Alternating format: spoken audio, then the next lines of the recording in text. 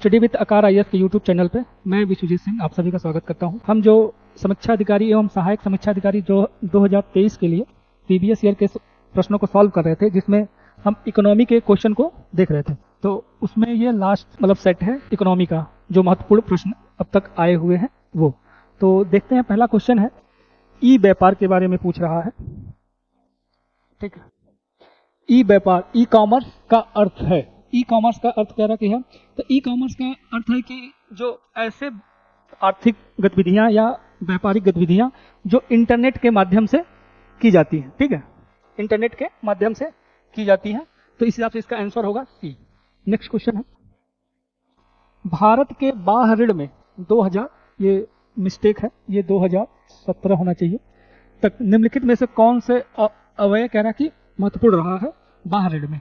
तो बाह्य ऋण है क्या? बाह्य ऋण यानी कि एक्सटर्नल जो क्रेडिट है, जो एक्सटर्नल डेब्ट जिसको बोलते हैं, तो उसमें हम देखेंगे ऐसे ऋण जो कोई देश बाहर देश से बाहर किसी स्रोत से उधार लिया हो। ठीक है, जिसमें हम वो किसी वाणिज्यिक बैंक हो, विदेशी वाणिज्यिक, यो कोई विदेशी वाणिज्यिक बैंक के माध्यम से लिया गया हो, या फिर संस्था कोई हो, संस्था जैसे कि वर्ल्ड बैंक है, विश्व बैंक, या फिर आईएमएफ है, जैसे आईएमएफ हो गया, एडीबी आ जाएगी इसमें। ठीक है, एशियन डेवलपमेंट बैंक, एडीबी, और कोई विदेशी सरकार से कोई देश उधार लिया हो, तो ऐसे ऋणों को इसमें शामिल करते हैं। ठीक है, तो भारत के में अगर देखें तो भारत में जो बाह्य ऋण था, जो भारत सरकार द्वारा जारी आंकड़े हैं दिसंबर 2022 तक के, उसके अनुसार जो है बाह्य ऋण में कुल विदेशी ऋण में, जैसे कि कुल विदेशी ऋण में लोन का हिस्सा जो है सर्वाधिक है, वो कुल भारत के कुल विदेशी ऋण का जो है 30% है। ठीक है, कुल विदेशी ऋण का ये 30% है। तो जो पूछा गया क्वेश्चन है उसके हिसाब से तो आंसर आपका वाणिज्यिक साख था, लेकिन वर्तमान में जो है ये इसका ऑप्शन होगा कि लोन। ठीक है, लोन हो जाएगा। अब ये दीर्घकालिक लोन है या अल्पकालिक है, ये अलग बात है, लेकिन वर्तमान में जो है भारत में सर्वाधिक हिस्सा लोन का है। नेक्स्ट क्वेश्चन है, मुद्रा के अवमूल्यन का परिणाम पूछ रहा है। मुद्रा का अवमूल्यन, तो मुद्रा का अवमूल्यन है क्या? मुद्रा का अवमूल्यन जब कोई देश अपने देश की मुद्रा का अन्य विदेशी मुद्राओं के सापेक्ष, जैसे कि डॉलर हो गया, यूरो हो गया, येन हो गई, इस तरह के जो विदेशी मुद्राएं हैं उनके सापेक्ष अपने मुद्रा के मूल्य को कम करता है, तो उसे मुद्रा का अवमूल्यन कहते हैं। इसका जो परिणाम होता है, उस देश के जो घरेलू उत्पाद है, उस देश के घरेलू उत्पाद है, वो अंतर्राष्ट्रीय बाजार में उनका मूल्य कम हो जाता है, जिससे जो है निर्यात पर उसका सकारात्मक प्रभाव पड़ता है, और उसके जो मुद्रा का वैल्यू कम होने से उसका जो आयात है उस पर नेगेटिव इंपैक्ट पड़ेगा। वो कहने का मतलब है वो निर्यात को हतोत्साहित करेगा। तो इस हिसाब से अगर हम देखते हैं तो जो ऑप्शन सी है, देश में निर्यात का बढ़ना और आयात का घटना, ये इसका आंसर हो जाएगा, क्योंकि उस देश का जो निर्यात सस्ता होने की वजह से बढ़ेगा और निर्यात महंगा होने की वजह से वो घट जाएगा। नेक्स्ट क्वेश्चन है, भारत WTO का, ठीक है, वर्ल्ड ट्रेड ऑर्गेनाइजेशन की बात कर रहा है। WTO वर्ल्ड ट्रेड ऑर्गेनाइजेशन का सदस्य बना, तो वर्ल्ड ट्रेड ऑर्गेनाइजेशन का जो निर्माण हुआ है, भारत उसका संस्थापक सदस्यों में रहा है। तो ये 1995 में, 1 जनवरी 1995 में मतलब स्थापना हुई है। ये कहने का जो गेट था, ठीक है, ये गेट बोलते हैं, ये 1947 में इसी का ये उत्तराधिकारी है, क्योंकि ये कोई ऑर्गेनाइजेशन नहीं था, ये एक प्रकार की संधि थी, समझौता था, जो व्यापार से संबंधित था, और किसके? वस्तुओं के व्यापार से। ठीक है, वस्तु के व्यापार से संबंधित था। तो इसी को बाद में इसमें जो समस्याएं आई उसको लेकर WTO बना है। ये इसी का उत्तराधिकारी था, 1995 में ये बना है, और इसमें जो है सेवाओं को भी शामिल किया गया। इसमें वस्तु एवं सेवा, ठीक है, दोनों इसमें शामिल है, सेवा दोनों शामिल हो जाते हैं। इस इसका आंसर ए है। नेक्स्ट क्वेश्चन है, व्यापार संबंधी बौद्धिक संपत्ति अधिकार निम्न विषय है। ठीक है, तो बौद्धिक संपत्ति अधिकार, इसको हम बोलते हैं इंटेलेक्चुअल प्रॉपर्टी राइट, टिप्स भी बोला जाता है। ठीक है, 60 में से टिप्स बोलते हैं, ट्रेड रिलेटेड इसको ट्रिप्स भी बोलते हैं, trade related aspect intellectual property rights. ठीक है, ये जो है WTO का एक प्रकार की द्वारा संचालित एक अंतर्राष्ट्रीय संधि है, जो बौद्धिक संपत्ति के अधिकारों के न्यूनतम मानदंडों को निर्धारित करता है। ठीक है, ये बौद्धिक संपत्ति के जो अधिकार हैं, इनके न्यूनतम मानक को यह निर्धारित करता है। ठीक, कि उसके अंतर्गत आप देखते हैं तो इसमें एक तो इसे व्यापार मार्का, ठीक है, ये भी शामिल है, जिसे ट्रेडमार्क बोलते हैं, औद्योगिक परिरूप या परिसंपत्ति ये भी शामिल है, भौगोलिक संकेतक GI, ठीक है, जियोग्राफिकल इंडिकेशन, ये भी शामिल है। ये शामिल नहीं है, श्रमिक मानक इसमें शामिल नहीं किया जाता है। इसके अंतर्गत क्रिप्स जो है, तो इस हिसाब से इसका आंसर हो जाएगा 1, 2, 3। अब क्रिप्स को हम अगर देखते हैं तो ये आपका 1986 से लेकर 1994 तक जो उरुग्वे दौरे की बात है, उरुग्वे दौरे के दौरान जो है इस पे उरुग्वे दौरे, ठीक है, उरुग्वे दौरे के दौरान इस पे बातचीत हुई, जो जाके 1995 में ये, तो हिसाब से इसका आंसर है सी।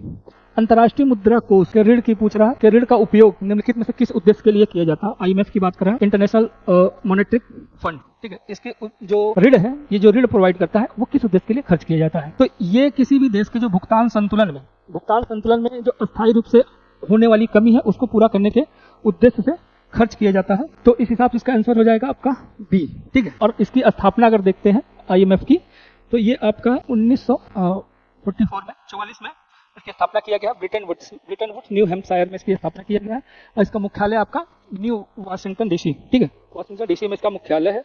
ये बेसिकली जो है आर्थिक प्रगति को बढ़ावा देने और अंतर्राष्ट्रीय व्यापार को सुगम बनाने के लिए कार्य करता है। अगला क्वेश्चन है आपका 7 नंबर का। डब्ल्यूटीओ के अंतर्गत सरकारी न्यूनतम समर्थन मूल्य एमएसपी की बात कर रहा है, और बाजार मूल्य के अंतर जब सीधे किसान को भुगतान किया जाता है तो उसे क्या कहते हैं, ठीक है, उसकी बात कर रहा है।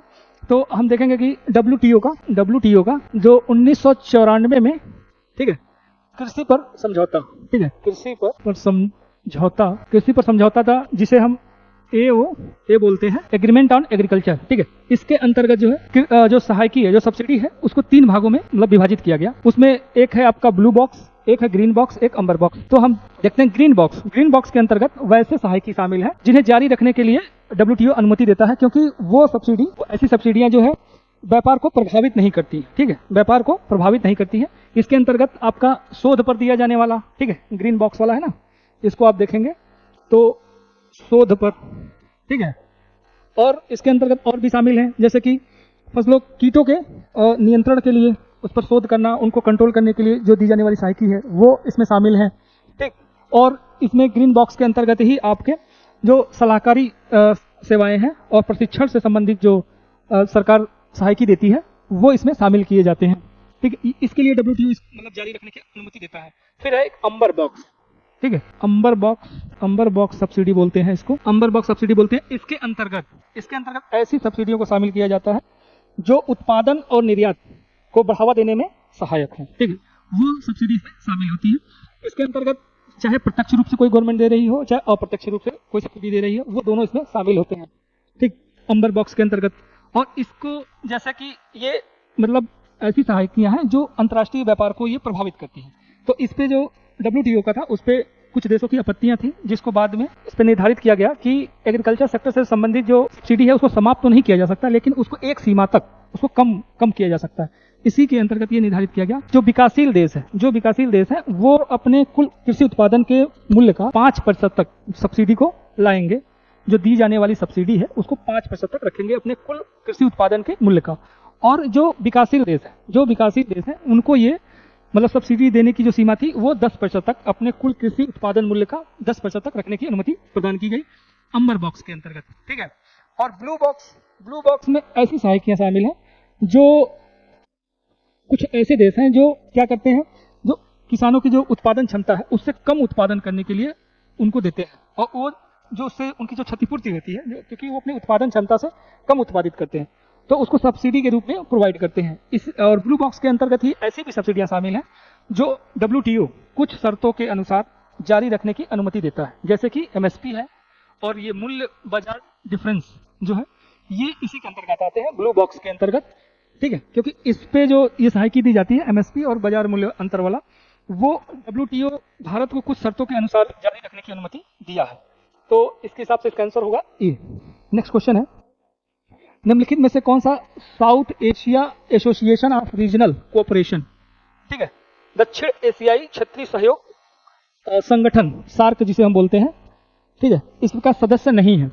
तो इसकी स्थापना पहले देखते हैं। इसकी स्थापना आपकी हुई है सार्क के 1985 में, और इसका मुख्यालय जो है, इसका मुख्यालय आप देखेंगे तो ये आपका काठमांडू में है, काठमांडू नेपाल, ठीक है, नेपाल में ये है। और ये 1950, इसके 8 सदस्य हैं, इसके जो है 8 सदस्य हैं वर्तमान में, हाँ, जिसमें आपका पाकिस्तान है, श्रीलंका है, नेपाल है, हाँ, इसमें थाईलैंड नहीं है, और इसमें एक भारत भी शामिल है। भारत हो गया, बांग्लादेश, मालदीव, मालदीव आ गया, भूटान आ गया आपका, हाँ, और एक आपका आ जाएगा अफगानिस्तान। ठीक है,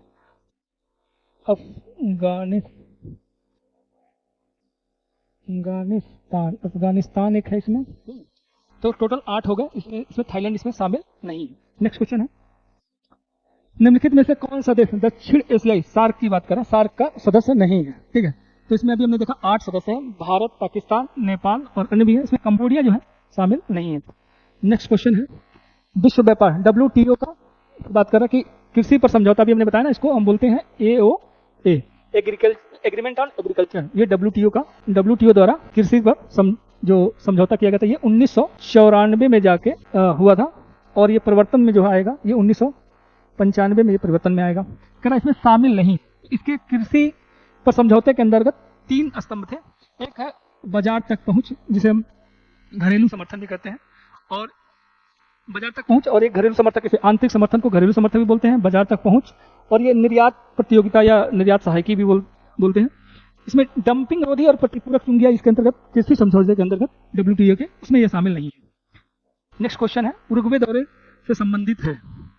तो उरुग्वे दौरे की हम बात कर रहे थे, तो उरुग्वे दौरे हम देखेंगे जो गेट था, ठीक है, गेट इसको बोलते हैं, गेट। तो गेट के जो 1986 से लेके और 1994 तक ये वार्ता चली थी। ठीक है, 1994 तक ये वार्ता चली थी, और गेट का जो 1946 में उरुग्वे दौरे 1946 में ही प्रारंभ हुआ था। ठीक है, उरुग्वे का जो है 1946 में प्रारंभ हुआ था, ये उस समय गेट के नाम से जानते थे, और बाद में 1995 में गेट का ही उत्तराधिकारी आपका WTO बना था, जिसका भारत संस्थापक सदस्य है, दोनों का, गेट का भी और WTO का भी। नेक्स्ट क्वेश्चन है, आर्थर डंकन। अभी फिर वही क्वेश्चन आपका एक तरह से उसी से संबंधित है, जो अभी हम उरुग्वे दौरे की बात कर रहे थे। उरुग्वे दौरे की ये 8वीं एक तो बैठक थी, और ये आपका 1986 में शुरू हुई, और 1990 में जाके ये भंग हो जाएगी। ठीक है, कहाँ पे? ब्रुसेल्स में, जो बेल्जियम की राजधानी, यहाँ भंग हो जाएगी। फिर 1991 में जो उस समय के निदेशक थे आर्थर डंकन, इसे के गेट के आर्थर डंकन जी, इन्होंने ही एक प्रारूप तैयार किया था, उरुग्वे दौरे का अंतिम प्रारूप इन्होंने प्रस्तुत किया, जिसे डंकन प्रारूप भी बोलते हैं।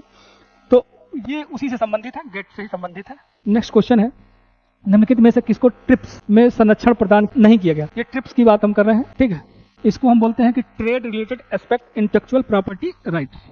ठीक, तो इसमें आपका शामिल है ट्रेडमार्क, शामिल है एकीकृत सर्किट प्रारूप, वह प्रारूप शामिल है, GI जियोग्राफिकल इंडिकेशन भी इसमें शामिल है। इसमें आपका एक पेटेंट भी आएगा, हाँ, और आपका इसमें कॉपीराइट भी आ जाएगा, कॉपीराइट भी आएगा, और भी चीजें इसमें शामिल है। ठीक है, इसमें ये पौध उत्पादन जो है शामिल नहीं है। नेक्स्ट क्वेश्चन है, विदेशी विनिमय कोष के संबंध में सत्य कौन सा कथन कह रहा है कि भारत के संबंध में सही नहीं है? तो फॉरेन एक्सचेंज रिजर्व, जिसे भारत में विदेशी मुद्रा भंडार के रूप में हम जानते हैं।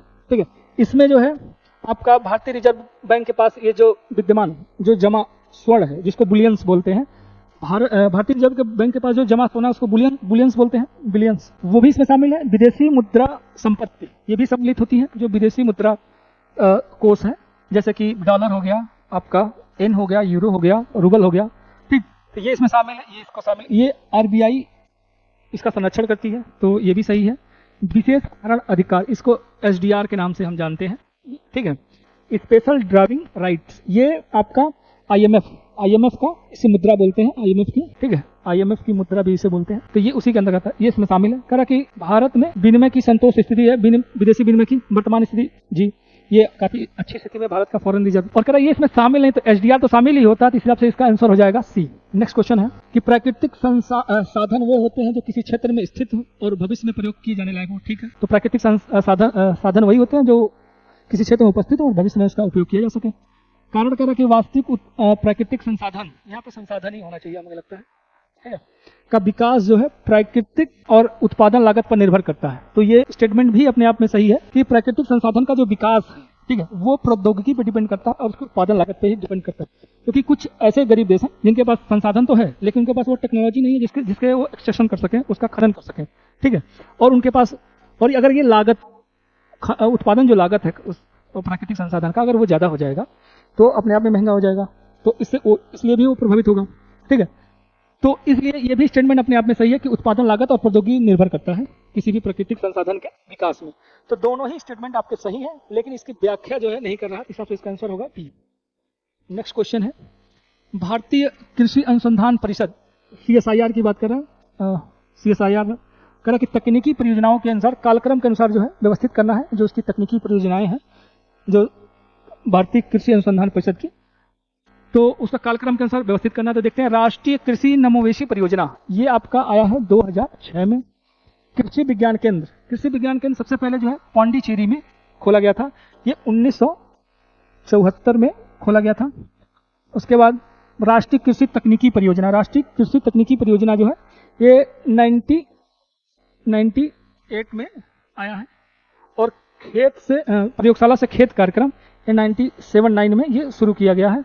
तो इस हिसाब से देखेंगे, क्रम अगर लगाते हैं तो सबसे पहले आपका आ जाएगा, यहाँ पे आपका आएगा 2 पहले नंबर पे आएगा, फिर आपका 4 आएगा आपका, फिर 3 आएगा और 1 आएगा, ठीक है, आंसर है ए। नेक्स्ट क्वेश्चन है, वैश्वीकरण की बात कर रहा है। वैश्वीकरण के संबंध में कह रहा है कि कथन जो है सही नहीं है वैश्वीकरण के संबंध में। तो वैश्वीकरण को देखते हैं, तो 1992 के बाद जो भारतीय अर्थव्यवस्था जो है, जब LPG आई थी उसी के अंतर्गत भारतीय अर्थव्यवस्था जो है ओपन किया गया था अंतर्राष्ट्रीय बाजार के लिए। तो उसका क्या प्रभाव रहा है, ये बेसिकली वही स्टेटमेंट दिए गए हैं कि भारतीय उद्योगपतियों को विदेशी निवेश प्राप्त करने के लिए उत्साहित किया गया, मतलब उत्साहित किया।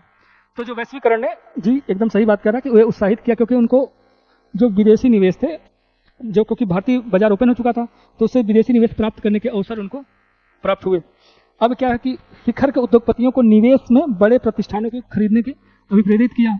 तो ये भी स्टेटमेंट सही है, ये भी स्टेटमेंट आपका सही है, क्योंकि उन्होंने, जो बड़े उद्योगपति थे, उन्होंने जो दूसरे संस्थाएं थी, जो कंपनियां थे, उसमें इन्होंने निवेश के लिए प्रेरित किया।